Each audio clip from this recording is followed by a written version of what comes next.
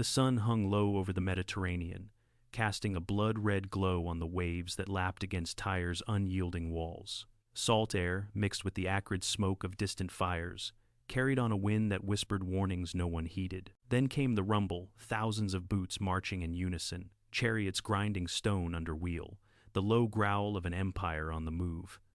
A young woman, her robes embroidered with the purple dye that made her city rich, stood atop the battlements, her eyes widening as the horizon filled with Assyrian banners. She clutched a necklace of carved shells, a gift from her father, the king, but as the first arrows whistled through the air, she realized this was no raid, this was erasure. The soldiers below weren't just men, they were the teeth of a machine, devouring everything in their path. And at its heart stood a king who would bend the world or break it. But that wasn't the worst part. What you're about to hear involves systematic violence, including implications of sexual assault as a tool of conquest. These events are drawn from ancient records, but they're deeply disturbing. We focus on the mechanisms of power, not the exploitation of pain. If it hits too close, step away, no judgment. For those who stay, let's uncover the system behind the shadows. This wasn't a frenzy of lust or madness atop those walls. This was calculation, a cog in the vast Assyrian engine designed to crush spirits and secure tribute. Hidden for nearly 2,800 years in crumbling clay tablets and buried palace ruins, the story of Tiglath-Pileser III's grip on Phoenicia reveals not just a king's ambition, but a blueprint for empire that echoed through history. In the 8th century before the Common Era, as empires clashed along the Fertile Crescent, Assyria teetered on collapse, plagued by internal revolts and external threats from powers like Urartu in the north. Tiglath-Pileser, rising from obscurity, transformed it into a juggernaut. His campaigns in the west, targeting the wealthy coastal cities of Phoenicia, weren't about glory alone. They were about resources: cedar wood for palaces, purple dye for royal robes, silver for armies. Phoenicia, with its seafaring traders and defiant kings, stood as a prize and a threat. By forcing submission from cities like Tyre, he didn't just conquer land, he rewired societies, deporting populations to shatter loyalties and fill his coffers. Why does this matter now? Because the tactics, psychological terror, economic strangulation, forced migrations resurface in modern conflicts, reminding us how power devours the vulnerable. This is the story of how one man's reforms turned Assyria into a predator, and how the people of Tyre paid the price.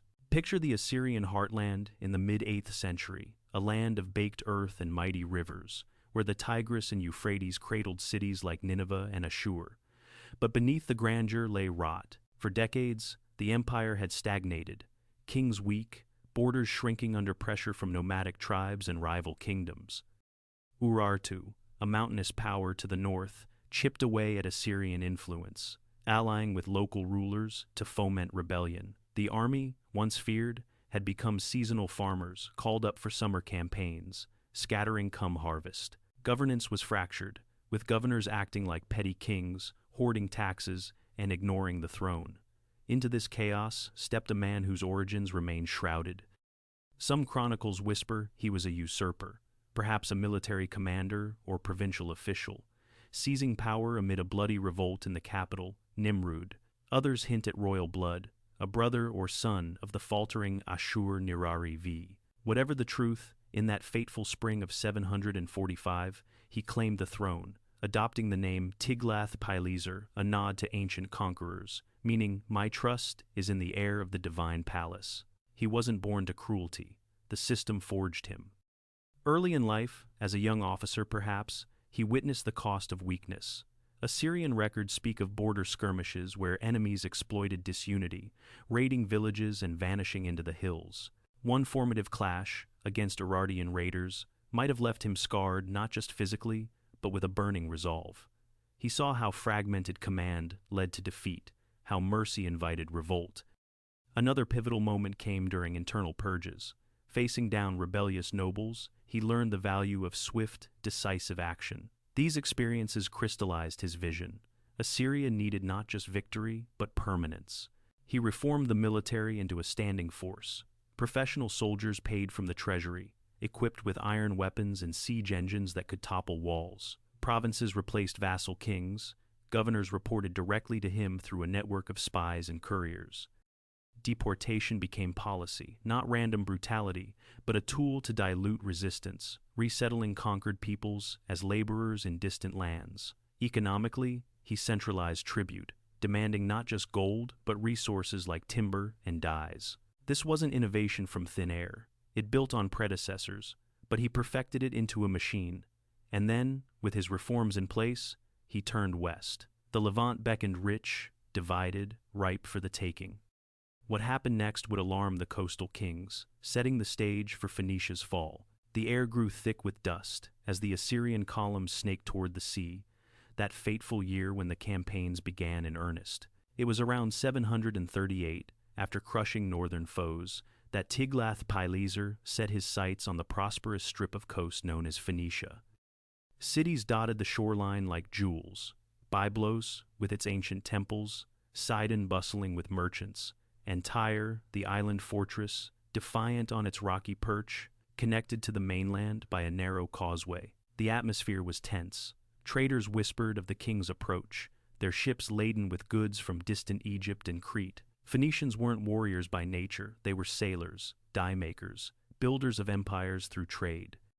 But their wealth made them targets, and alliances with powers like Urartu had drawn Assyrian ire. Among them stood Hiram, king of Tyre, a man in his prime, perhaps 40 seasons old, with a beard streaked gray from years negotiating with foreign envoys. Before the storm, his days were filled with the hum of markets, the sharp tang of murex shells boiling for purple dye, the creak of cedar logs unloaded from Lebanese hills. He ruled a city of innovation, where alphabet scripts etched trade deals and temples honored gods like Melkart. Hiram had inherited a throne of prosperity, his father, a shrewd diplomat who balanced powers. Now, as scouts reported the Assyrian advance, Hiram gathered his council in the palace overlooking the harbor. "We pay tribute," one advisor urged, "and live to trade another day." But pride stirred in Hiram. Tyre's walls had never fallen. Its fleets commanded the waves. He dreamed of resistance, allying with neighbors like the kings of Damascus and Israel. Little did he know, this choice would invite the machine. The confrontation built slowly, like storm clouds over the sea. Tiglath-Pileser didn't strike Tyre first. He methodically subdued the north, besieging Arpad for 3 grueling years until its gates shattered. Word spread of the aftermath. Entire populations uprooted. Families marched east in chains to till Assyrian fields. Tribute poured in from frightened rulers: gold, silver, exotic woods. Hiram watched from afar, but pressure mounted. In that campaign season, Assyrian envoys arrived at Tyre's gates, demanding submission. "Bow to the great king," they proclaimed, "or face the consequences."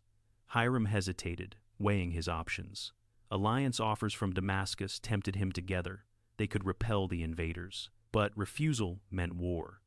He sent partial tribute, a delaying tactic, hoping the Assyrians would turn elsewhere. When the act came, it was swift and calculated.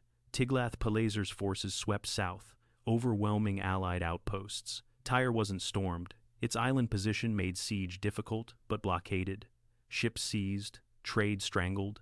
In the chaos, Assyrian troops overran mainland settlements, where the vulnerable suffered most. Families were torn apart, the strong deported, the weak left to famine. Hiram, from his walls, saw the smoke rise. This wasn't about him alone. It was about breaking Phoenicia's spirit, ensuring no city dared withhold resources again. Historians note the deportations numbered in the thousands, resettled to distant provinces. One brief parallel: like modern sanctions that cripple economies, this was economic warfare cloaked in conquest. But a quiet detail lingers: a merchant's ledger, later found, showing empty harbors, silenced forges. The system worked, tribute flowed, but at what cost? Hiram bowed, but resentment simmered, and that was just the beginning. Shift now to the view from within the machine. An Assyrian commander, his armor scarred from battles, executing orders with mechanical precision. Let's call him the overseer, a veteran of 20 campaigns, risen through ranks under Tiglath-Pileser's reforms. He wasn't a sadist, he was a functionary, incentivized by land grants and loot shares. The escalation came a few years later, around 734, as rebellions flared anew. Phoenician cities, chafing under tribute, joined a coalition with Damascus and Israel, backed by Egyptian whispers. Tiglath-Pileser, ever strategic, struck from multiple angles. His armies divided. One prong hammered Damascus, another sliced through Israelite lands, while a third pressured the coast. The machinery hummed spies, reported alliances, governors enforced quotas, deportees filled labor gaps back home. Whole villages emptied, their inhabitants herded like cattle, identities erased in new settlements. Numbers tell the tale in human terms, tens of thousands relocated, families scattered across the empire. The overseer led raids on Phoenician outposts, where resistance met swift reprisal. One moment stands out: a coastal hamlet, its defenders slain, survivors lined up for judgment. Women and children, spared death but not displacement, faced the long march east. The overseer noted it in reports: efficient, detached. This spread the terror. Word traveled faster than armies, coercing submission. But here's a breather amid the storm. In a rare lull, the overseer paused by the sea, watching Phoenician waves crash, their blue a stark contrast to the bloodied fields. He thought of home, a farm in Assyria, tended by resettled workers. Ironic how conquest fed the heartland. Yet the system demanded more. As Damascus fell in 732, its king executed. The pressure on Phoenicia intensified. Tyre, under Hiram, paid heavier tribute to avoid full assault. The escalation showed the machine's reach. Not just swords, but incentives. Loyal vassals rewarded, rebels erased. Another specific thread: a widow from a raided village, her story whispered in survivor tales, highlighting how the vulnerable bore the brunt. The coalition crumbled, Phoenicia subdued, but cracks appeared. Tiglath-Pileser's overreach stirred deeper hatreds. What happened next would test the empire's limits. Time slowed as the climax unfolded. That pivotal push in 732, when the Assyrian noose tightened around the Levant. The air hummed with tension, the scent of salt and sweat mingling with the metallic tang of weapons. Tiglath-Pileser's forces, now a well-oiled behemoth, converged on the remaining holdouts. Damascus had fallen, its streets emptied, populations deported en masse. Israel was carved up, northern territories annexed, their people scattered to the winds. Now, eyes turned to Phoenicia's jewel, Tyre, still defiant, its walls a symbol of unbroken will. Hiram stood on those battlements, the wind whipping his robes, as Assyrian siege engines lumbered into view. Catapults hurled stones that cracked against the stone, archers darkened the sky. The king had gambled on alliances, but they shattered like waves on rock. Inside the city, panic spread, food stores dwindled, water rationed. The act itself, the breaking point, came not in a single storm, but a relentless grind. Blockades starved the island, ships burned in harbors. Assyrian troops overran mainland dependencies, where the horror peaked. Implication hung heavy. The vulnerable, especially women of noble houses, faced the conqueror's wrath as a tool to humiliate and control. No gore marked the records, but the aftermath spoke volumes, lineages disrupted, spirits crushed. The crack emerged when Hiram, cornered, sued for peace. Heavy tribute, gold, cedar, dyes flowed east, but at the cost of autonomy. Tiglath-Pileser claimed victory, inscribing it on palace walls. I received the tribute of Hiram of Tyre. Yet overreach showed. The deportations, numbering perhaps 6,000 from Phoenician lands alone, sowed seeds of future revolt. The system bent Tyre but didn't fully break it. The island held, a thorn in Assyria's side for successors. Hiram survived, a shadow of his former self, ruling a diminished realm. The climax revealed the machine's flaw. Terror secured obedience, but bred enduring resistance. As troops withdrew, leaving garrisons, the coast breathed uneasily, but the king pressed on, his empire swollen, unaware the end loomed. In the aftermath, Tiglath-Pileser turned south, claiming Babylon in 729, dubbing himself its king, the first to unite the crowns. His reforms bore fruit. Assyria doubled in size, wealth surged, borders secured. But the toll on Phoenicia lingered. Cities like Tyre rebuilt slowly. Trade resumed under Assyrian oversight, but populations thinned by deportations. Hiram faded from records, perhaps dying soon after. His line weakened. Survivors adapted, some resettled in Assyrian heartlands, blending into the empire's mosaic. Power shifted west. Vassals like Judah's king paid homage. Alliances realigned. Long-term, the conquest stabilized trade routes. But at human cost, communities erased, cultures diluted. One ironic twist. The documents meant to boast of glory, buried in ruins, later condemned the king as a tyrant in historical eyes. Centuries passed, the empire crumbled, sands buried the tales. Then, in the 19th century, a determined explorer unearthed them. Austin Henry Layard, a British adventurer drawn to Mesopotamian mounds, excavated Nimrud in 1845. Amid palace debris, he found slabs etched with cuneiform, the annals of Tiglath-Pileser, boasting of Western triumphs. Dust-choked rooms revealed reliefs, processions of captives, tribute-bearers from Phoenicia. Layard, sketching by lamplight, pieced together the king's identity, linking pull from biblical texts to the Assyrian ruler. These finds proved the campaign's real, deportation systematic. Later digs, like the Incerli stele, confirmed his reach into Phoenicia. Tangible artifacts, clay tablets, inscribed stones brought the machine to light, humanizing the abstract horror. Why does this echo today? It teaches how empires justify terror as necessity, reshaping societies for control. One grounded parallel. Modern forced migrations in conflict zones mirror those ancient deportations, uprooting lives for strategic gain. At its core, this reveals a universal truth: power unchecked devours its own foundations, breeding cycles of resistance. Victims like those in Phoenicia weren't just statistics.